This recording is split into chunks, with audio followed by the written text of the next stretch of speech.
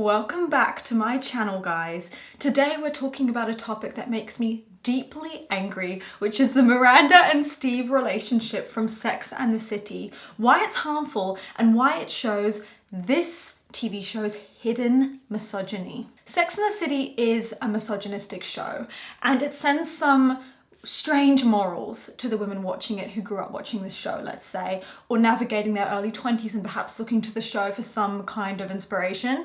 And when I first started watching the show, didn't really like it and I couldn't figure out why, but when I started rewatching it, I realized this is why, because I just don't vibe with a lot of the decisions these characters are making, and nothing is more prevalent than the Miranda-Steve relationship. They were my least favorite couple in the show, but why? Let's get into it. Today we're talking about the tragic decline of the career boss babe woman, the problem of 50-50 relationships, and the massive problem with dating a man who is significantly less successful and less driven than you.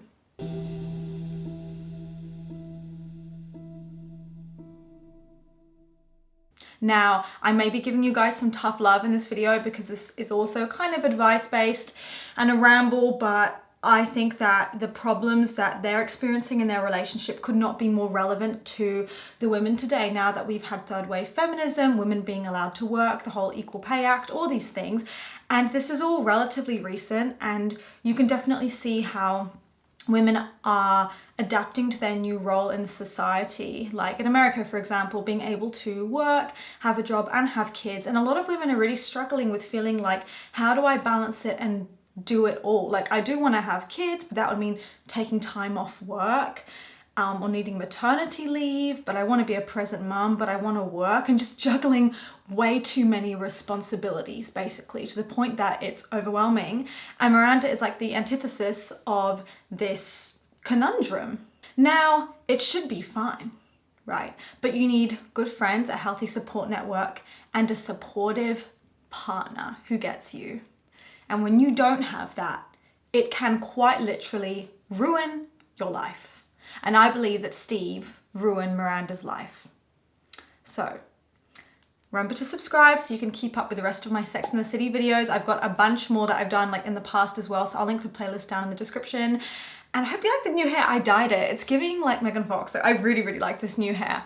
So I was just chilling and I watched the Sex and the City movie again for the first time in ages, so I'd basically forgotten everything until I rewatched it. And I was absolutely appalled by the crusty bare minimum behavior that was romanticized and not taken seriously.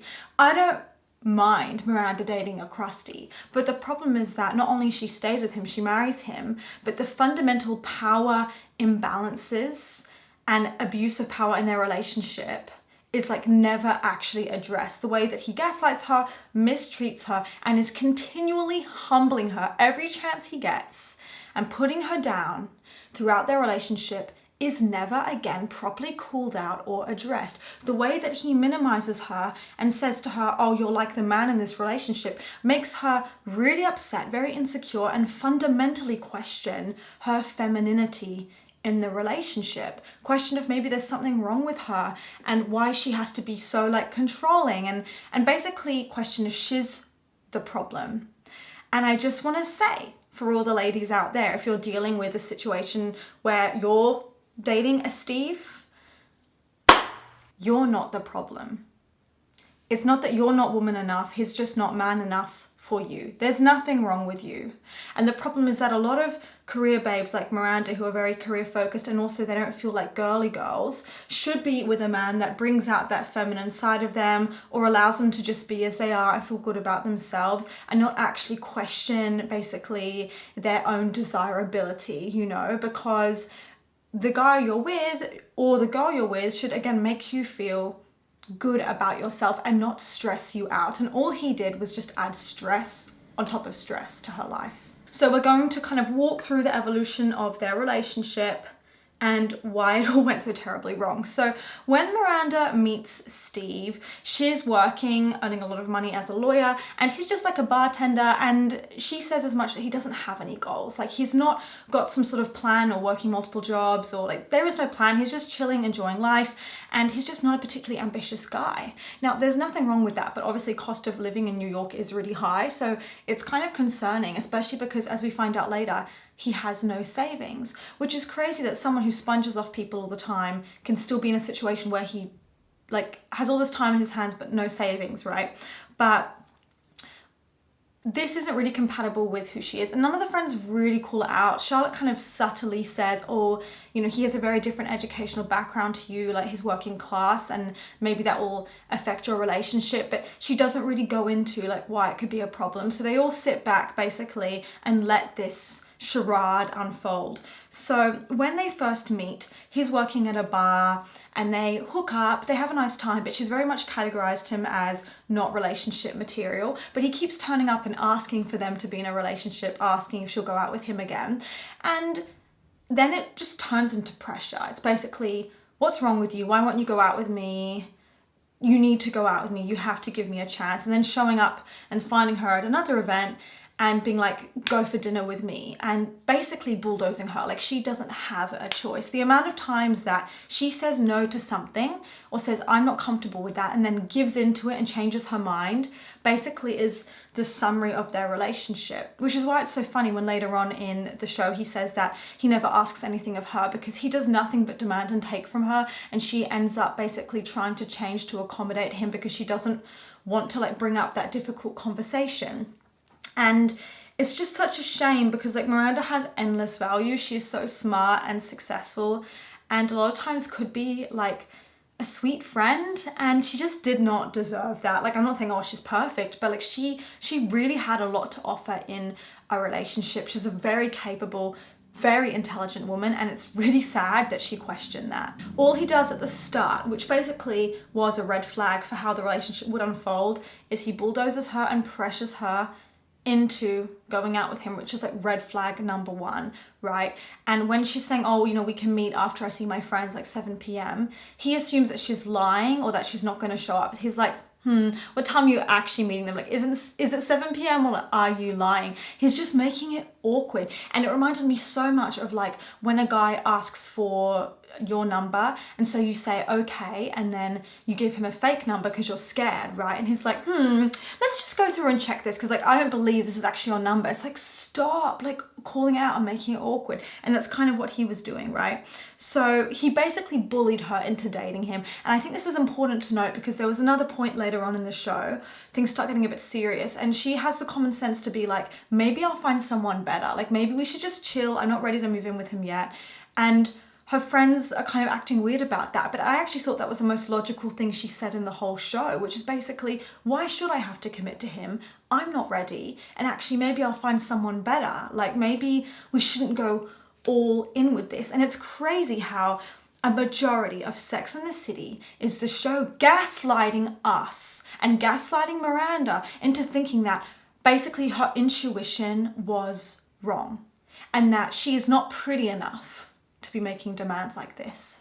And this is a fundamental issue, is that they mention a few times subtly that Miranda is like the least pretty and least conventionally desirable out of all the girls. Which, by the way, she's really elegant and has beautiful hair and beautiful eyes. So that's like very sad that she feels like that. But it's obvious that she doesn't feel like she can have like, you know, that she's mid or whatever. So she can't be like asking for too much in her relationships. But it doesn't matter what you look like. Just because you're not a supermodel, okay, cool. That doesn't mean that you should be in a relationship where they're stressing you out and you feel unhappy. You're better off being in no relationship because looks fade.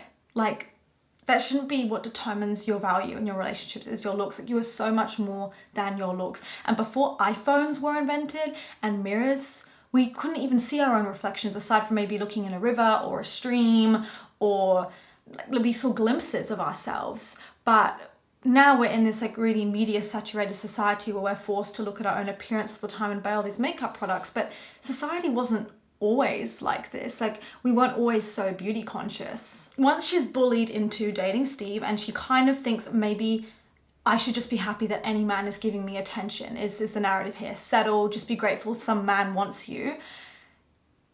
The problem is that he finds little ways to humble her, to patronize her, and to make her feel bad about herself. And I want to give an example, but like, there's too many examples to count. And I realized he is jealous of her. He is jealous of her because he has no ambitions, no goals, and she's shining too bright, and he wants to drag her down to his level.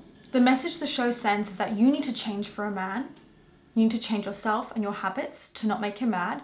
But he doesn't need to change for you. And also he doesn't need to accept you for who you are. The problem is that Miranda really did accept that, like, he was a chill guy, he didn't have much money, he came from a poorer background than her, but he didn't accept that she was actually wealthy and high flying.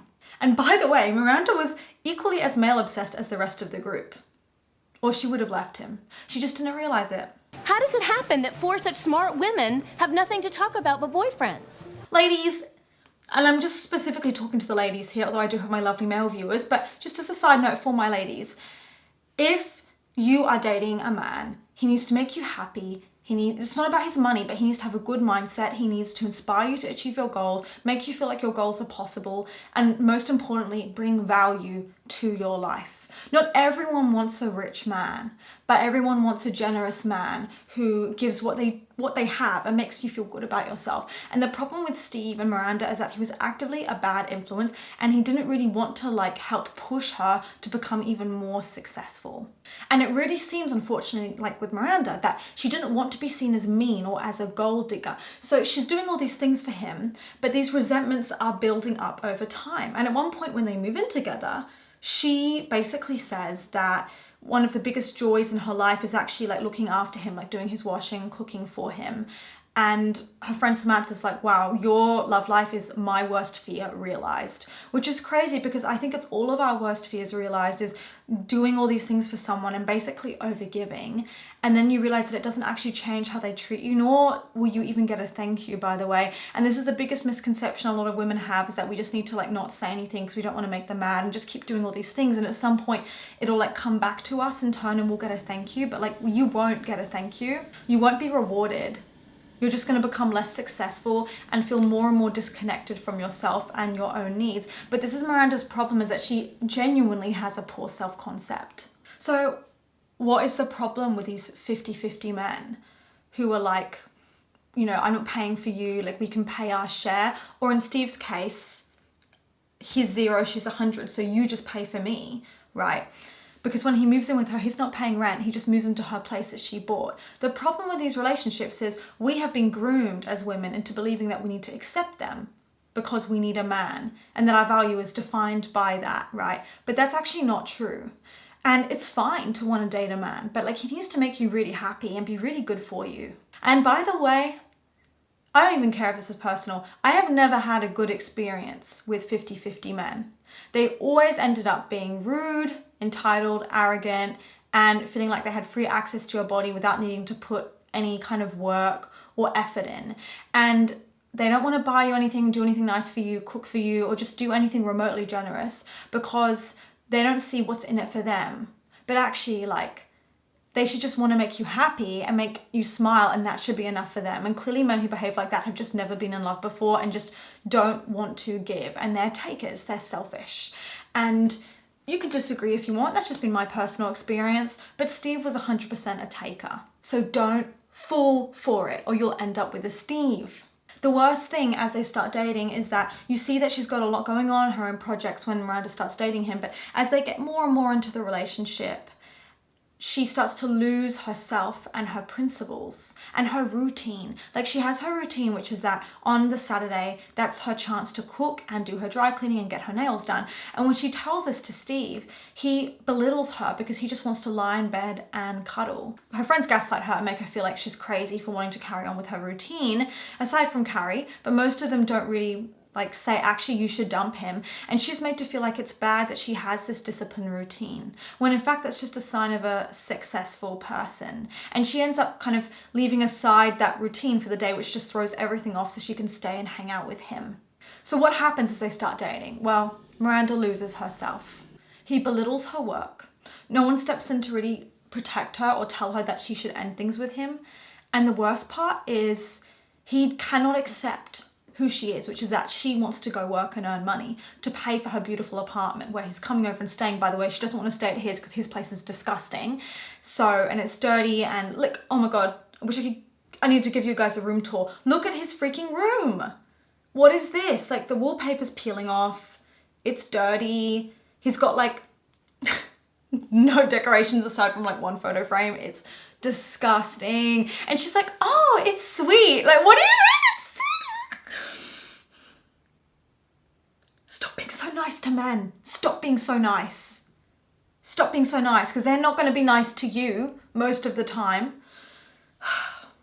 Stop being so nice. Anyway, because he's coming over to her beautiful apartment all the time. It will be fine, by the way. I have no issue with him being poor. It's like literally not the point. That's great. Happy for her. She can like who she likes. And apparently he's great in bed. So again, happy for her. It's one of the main reasons she likes the relationship. But all he's doing is stressing her out. She needs to get up early to go to work, but he's coming over really late so she can satisfy his sexual needs. They're having sex really late at night. So she's developing a caffeine addiction and drinking coffee in the evening to try and stay awake so that, you know, when he comes by, she has the energy to have sex with him and go to work. And she's late multiple times or an hour late. Someone brings it up at one point and they're like, where have you been? He's actively undermining basically her career because to him, her goals and her career is just like a joke. And what's more important is that she's sexually available for him. And then the worst part, at least for me, it's like the most horrible part, is she changes her birth control, like her type of birth control. And it's implied that she did it for him because that's what he wanted, but not because it was actually what she wanted to do. Because when they break up, she later goes to change it back to what she had before, which again implies that she didn't really want to do it in the first place. And by the way, you should be using whatever birth control you're comfortable with. Like if someone's telling you to go in the pill because it's easier for them, don't do it unless you actually want to go on the pill. And do your research. Many women who are on the pill experience really bad mood swings once they go off it, weight gain, like weird hormone fluctuation and various health problems, bad skin, etc., depending on what reaction their personal body has to it. So do your research. Don't just blindly like do what society is telling you to do. And in this case, it felt like, again, it was something out of obligation. But he was never making sacrifices for her. It was her every time, basically putting herself out so she wouldn't inconvenience him. His nice guy persona makes it 10 times worse because people called out Mr. Big and they openly acknowledged that him and Carrie were toxic and her friends were very cautious with him. And they often were like, what happened there? Because they knew about the complicated history. But no one questioned Steve. In fact, there's a whole movement, there was at the time, called Justice for Steve, where people basically felt like he'd been undermined or treated badly. The implication is that because she's so busy, she can't be present. And so being with Steve encourages her to slow down, pause, smell the roses, be happy, be in the moment, and just have some fun and loosen up. That's the narrative the show wants us to leave with, but it's actually not true. And then money starts to lead to problems, and this is what causes their first breakup because of the suit situation. Now, she never really asked him to do anything big for her financially, and if he did pay for her meal, it was because they went to a really cheap pizza place that he could afford within his budget, which again shows that she accepted that. She was never expecting a Cartier bracelet from him because she knew he couldn't afford it, and that shows that she's a good person. Like, she just wanted to spend time with him, right? But the interesting thing is that they need to go to this event and she wants him as her plus one, but he needs a certain kind of suit. And he's like, I have the gold one. And she's like, oh God, no. So she's like, okay, we're gonna get him a proper tailor-made suit. She goes to pay for it and he cannot deal with her paying for it. He's putting it on different cards. He's trying to pay for it. He does not want her doing something nice for him. And it's really embarrassing for all involved. He cannot accept that she has more money than him because he has a chip in his shoulder and his ego's bruised and he's jealous of her.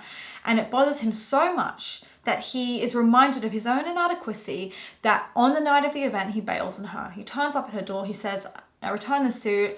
Basically, we're worlds apart, you and I. We're too different. And, you don't make me feel good about myself. And I think this relationship should end. And she's like, oh, like, this is like kind of rude of you to bail on me on the night of the event. But like, okay, whatever. I would have paid for your suit. Now, this is when the relationship should have ended for good. There never should have been another interaction. There never should have been a marriage, nothing. Like, that's when it should have ended because ironically, like, he was right. But anyway, the problem is she's pulled back in again because, again, this show wants us to settle for the bare minimum because she sees him out in public somewhere after the breakup and doesn't want to talk to him, feels awkward, runs away. And that's the normal thing to do after a breakup, is to just try and avoid them. And her friends are like, oh, like, I actually feel low-key bad for Steve. Like, he looks like a wounded puppy. He looks so hurt you wouldn't talk to him. Like, maybe you should have said hi. So they're actually taking his side over their friends because of him being a nice guy. They have so much internalized misogyny, it's crazy. Like, no one says, girl, look at you, look at your job, look at your ambitions. You need to go for someone better. You've got plenty of options, but they don't. The most horrible part is that he turns up at her door unannounced to basically shit on her for not having talked to him, even though they're broken up. And by the way he says it is not nice. There's many times throughout the show where he swears at her, raises his voice, or uses some really rude language, and this is one of those cases. And he basically says to her, Miranda, like, it's me. I can't believe you just avoid me like that. When we saw each other, like, not talk to each other. That was a really shitty thing to do, and that hurt my feelings. And the way he says it, by the way, is like not nice. Keep in mind, he broke up with her and he hurt her feelings, but apparently he's the only one who has feelings, right? So he's gaslighting her, trying to have power over her. And the worst part is she ends up crying and feeling like a really bad person for not having spoken to him, even though it's literally his fault. I'm sorry I'm doing this. I'm sorry. Please don't look at me. So, you know, they kind of get back together again later, again, because she feels guilt tripped into it. And this just made me realize another massive problem with these 50-50 men, as they call themselves. Because he doesn't have goals, he doesn't have a stable job, he doesn't have ambitions. And so it hurts his self-esteem because he knows he's not fully actualized in this part of his life. So he takes it out on her. And it's like at that point he thought, well, we're going to get back together again. So let me just find this as an opportunity to kind of take her resources and spend time at her lovely apartment and use her. And again, this is why you need to be cautious with dating these kinds of men that are like Steve, is because they don't pay for things. They're not bringing value in the monetary sense, but they're also sometimes not bringing value in any other sense. Like, it's not like he's a stay-at-home boyfriend. He cooks for her, he cleans for her. He doesn't do anything. And as we see with their relationship, when they get further into the relationship, is that it's all about him. They move where he wants to move. She's the one raising the kids. She's the one cleaning. She's the one cleaning up after him. If he leaves his dirty shit in the floor, she cleans it up. Then she tries to convince herself that she's happy about it and it brings her joy, whilst working full time and being completely burnt out. Then he ends up wanting a dog, so Miranda gets a dog and she's the one that has to look after it. He basically wants a free maid. He wants free servitude. He just wants a live-in maid to basically be his mum. He doesn't want an actual partner. And the worst thing is that their relationship doesn't even have anything else to it. Like, these two don't really talk. Like, they lie around and they cuddle a lot, but they don't actually have anything to talk about. She was really mentally understimulated. She was bored. They had nothing to talk about. Her brain was, like, her brain cells were dying from hanging out with him. So she didn't want to hang out with him for like long periods of time because she was sort of like, what do we talk about? Like, I don't feel like he's matching my intellect. And because, again, he has nothing going on, he has no cool life updates to give her. So it's just exhausting. And this made me realize that her disintegration, her regression as a character, is because the show has an issue with her. They don't like that she's a self-actualized, independent, boss babe career woman, because it is incomprehensible to this show that she could genuinely be happy doing so. So they're trying to convince us that she's not happy doing so, that she needs a man to be fulfilled, and ultimately we need to sabotage her. We need to ruin her life, and we need to take her down because she's not fitting the societal norms of what a woman should be and what a woman is expected to be, which is to be male-centered, to settle down, to have a family, to be a stay-at-home mum. And because she doesn't want to cook and clean, she doesn't want to really like have kids because she's too busy, the show greatly drags her through the mud for it. She is not left alone because of this. And the show literally makes it their mission to destroy her. And as much as I didn't like Big and Carrie, the one thing I did like about her is that he could spoil her with expensive gifts because he was rich. And when she was pregnant, she was never like exhausted and overworked because at least he could pay to take care of her properly. Carrie had support. If she wanted an apartment, Big would buy it for her. And her friends would encourage her, use Big for his money. If he offers you something, take it. Don't be afraid to benefit from it. And that was the thing that really helped with Carrie's overall like stress and ease in her life. And it really makes a big difference by her being associated with Big because of his money. And in that case, she made at least a far better decision, because even though he didn't check many other boxes, at least he had money, so she wouldn't have like the financial stress on top of everything else going on. And this is ultimately why I despise him way more than I despise Big, because Mr. Big was very open about like kind of being unavailable and not being sure if he wanted a relationship with Carrie. She just didn't want to see it. And there were other times when they got further into their relationship that he was pretty committed to her, but his communication was really poor, and they didn't resolve conflict in a healthy way. But sometimes his intent was genuinely really good, but she was so insecure that she kind of read into it in a way that she maybe didn't need to, or was too afraid to just bring up a conversation like directly and bring up a conflict to his face. Like she would stew in it and get mad, right? But in some ways I respect that relationship more, because they had a lot of good times. And again, he was funny, he was charming, he was sexy, like they could have some things to talk about, right? Whereas with Steve, he was lazy, he was boring. They had nothing to talk about, right? There's nothing going on, there's nothing new here. And again, he actively tried to bring down Miranda from the moment he met her. He was being rude to her when they first met, like those first few scenes they have together. He's finding a way to kind of insult her, like their first interaction. He's being fucking rude. He's being rude. Like, she's like, can I have another glass of water? He's like, please. And then she's like, oh, can I have another glass of water? Like, please. He's like, Steve, like, my name's Steve. Like, he is literally trying to belittle her because he's annoyed that she's not being like overly polite and fawning and subservient. And this was their first interaction, okay? I hate him. Oh my God, I'm getting angry. Can you?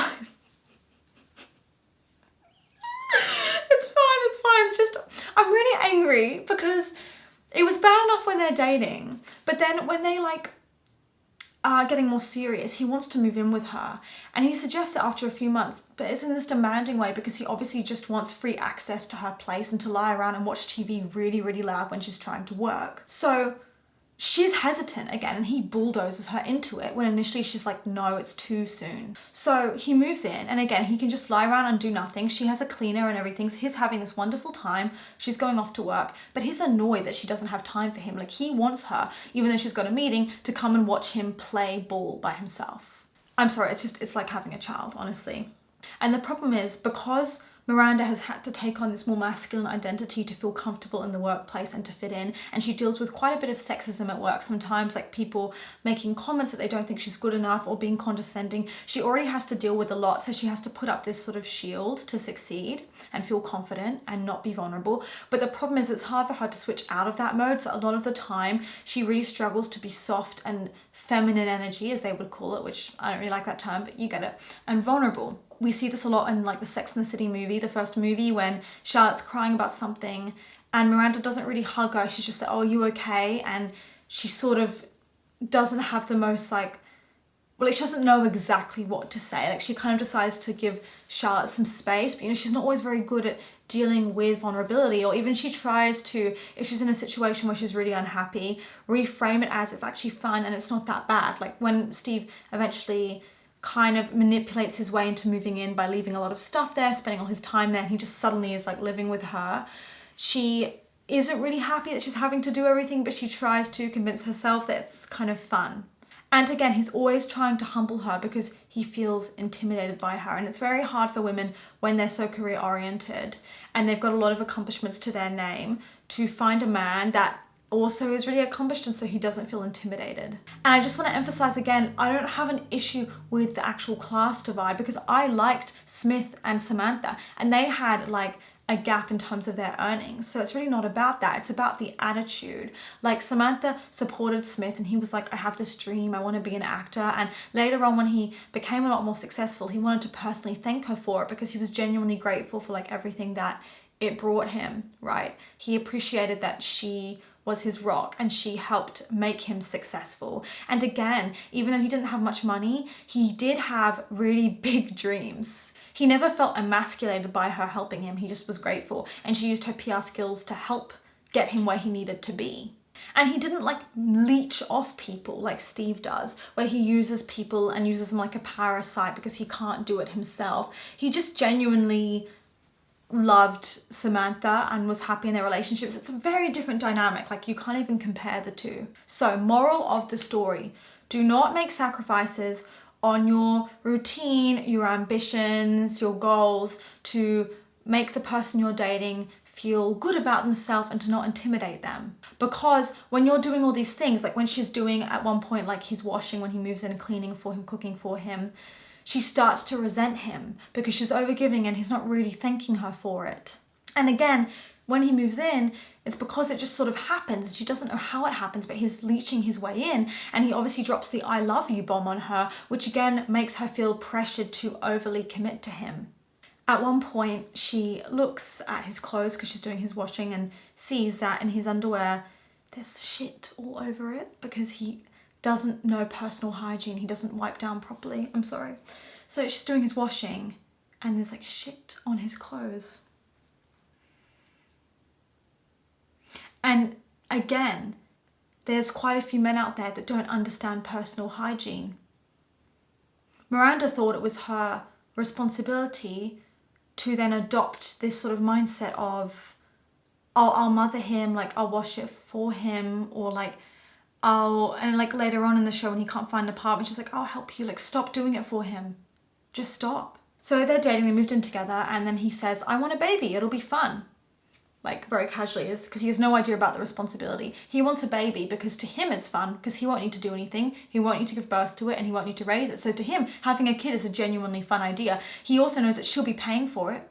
So he just casually suggests it and she's like, this is way too soon. Like, we're not in a great place. We've only really just moved in together. And she's like, I work, 14-hour days. Like, and he doesn't even listen. He's like, oh, whatever. Like, I know that the right woman for me would, not be a Mona. And like, what? Like, he's awful. Like, he genuinely just makes demands and expects her to drop everything to accommodate those demands, even though it's highly like unpractical and it's not realistic because he's not working. It's not like he's working full time, so she can it would just be her doing it all. He also has a huge lack of awareness around sexually transmitted diseases because she worries that she has something when she goes for her checkup, and she has to say to him, you need to go for a checkup at the doctor's. And he goes there and basically tells the doctors, my girlfriend told me to, because again, he doesn't care. He went out of obligation, but not because he genuinely wanted to. And this is how so many men are in relationships as well, by the way, where they do the checkup to make sure they're clear, but they don't do it because they actually want to take responsibility for their sexual wellness. They do it because their girlfriend's concerned, but they don't really care. And it's especially concerning because we find out that Steve has an extremely high body count, like over 60 people. So he should be responsible. And he hasn't had a doctor's checkup in ages. So basically, by him committing with Miranda, she's becoming his mum. And at one point, I think she's at a breaking point. She's like, I can't really do this anymore. So they break up, and it takes him a while to actually move out. And she's trying to find him an apartment and all this stuff. And very soon after, she finds out he's already been talking/dating this real estate exec, this successful woman that he's basically going to move in with and she's shocked, but this is how he is.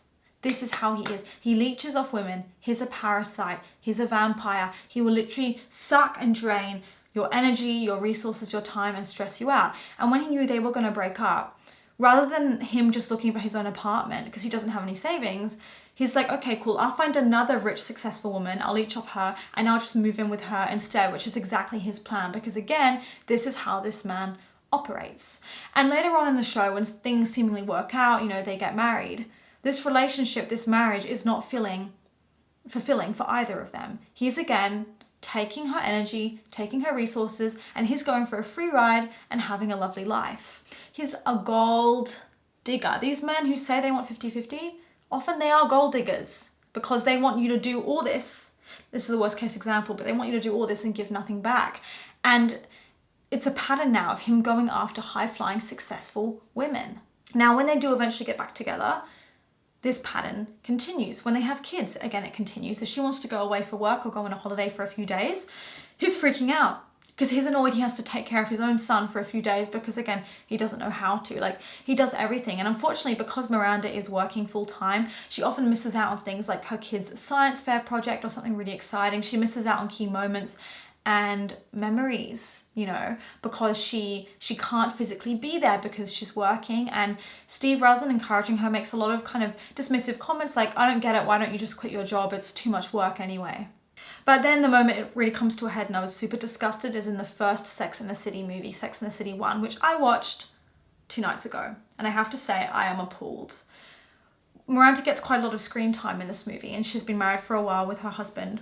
And again, because she's exhausted, he's doing the same thing where they're staying up late, and so he wants to have sex, but she knows she's got to wake up early for work, she's exhausted. And the thing is that she thinks they have a lot of chemistry and he's like really good in bed. So normally she would enjoy and have fun, but when you're exhausted and sleep deprived, you're kind of too stressed to actually relax. And so she makes some comment like, oh, just get it over with.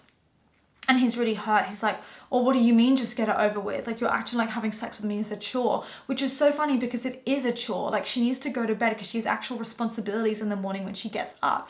But he, you know, reacts really badly to that.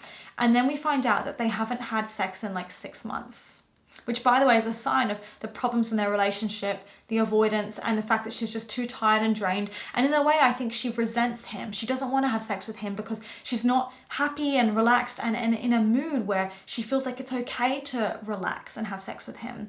And this is something they should have talked about. And she should have known that like this was a really big problem as well, but she's kind of in denial. So she's joking with her friends saying, oh, it's quite normal, isn't it, in relationships that you have like ups and downs, like sometimes it's good, sometimes it's bad, and it's quite normal to go through a rocky spot. And her friends are like, no, actually, like, this is really weird, this isn't normal, and that's a long time to not have sex. And she finds that hard to acknowledge, but I think it shows the relationship breakdown, you know, when two people stop being intimate. But later she comes into the kitchen and he sort of blurts out that he slept with someone just one time, so he cheated on her.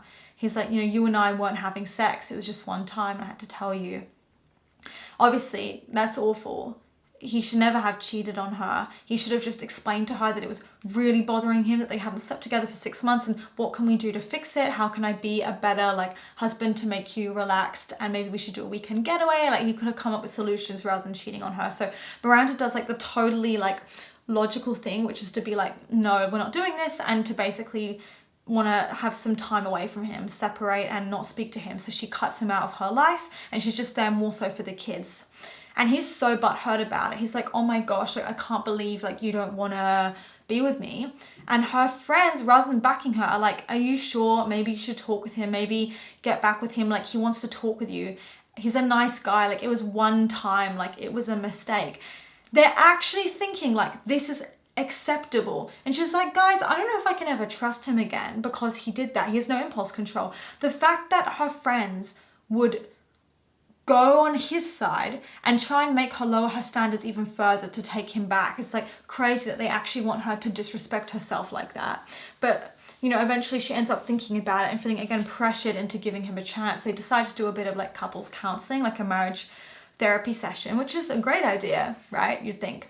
But when they go into the session, rather than him just apologizing and saying like, I just want her to trust me again, I feel so bad, and working on all their issues, instead, he flips it around and again starts gaslighting Miranda. And he's like, she never wanted to have sex with me for like 6 months and it was hard for me. And, you know, what about our vows? Like, we made vows to like honor each other. And like, I get it, like that I hurt her, but like, how am I meant to trust her again? Like, she just randomly cut me off and walked away from me. Like, so he completely rewrites the narrative basically and turns it into this gaslighting thing of him not being able to trust her because he was held accountable for his own actions. And that was the point where I was like, I'm completely done. I'm completely done. And every single time there's a slight or a disrespect, the narrative brushes over it as if it's kind of not a big deal and it doesn't really need to be dived into or addressed. And that was the moment when I realized, wow, this is a really, really misogynistic narrative. I hate this relationship. I do not support this couple, and I wish they would have broken up, because that would have been a really good opportunity for Miranda to think about the fact that it wasn't working, learn to love herself more, realize that he wasn't a good influence on her, and have some space and either be fully single or one day find someone who's really ambitious and wants them to grow together, reach their goals together, be a power couple together, and who, if they were going to have kids, would fully have found a way to make her life easier so she could have kids and still like maintain her own ambitions and work. And she totally could have found someone like that. And it's really sad that we're all continually told that it's not okay, and every time she has a really like genuinely good thought or intuition or common sense, that the show like gaslights her and makes her feel like she's asking for too much. Or even her friends don't say anything, or they don't really, like, everyone talks about Carrie and Big, but no one really addressed the elephant in the room, which was actually Steve and Miranda, which was going really terribly wrong. And things got worse after they had kids and were married, because then she has even more like responsibilities on her plate, and he's not pulling his own weight. So a lot of people supported Steve until they dated a Steve of their own, and they realized how hard it was, and then they understood from Miranda's perspective why she would have struggled so much. So sometimes you need to kind of experience it for yourself to really see how stressful it is. But let me know what you guys think in the comments. I need to go cool down, because, you know, this has been bothering me for a really long time. And I'll see you guys for the next one. Mwah.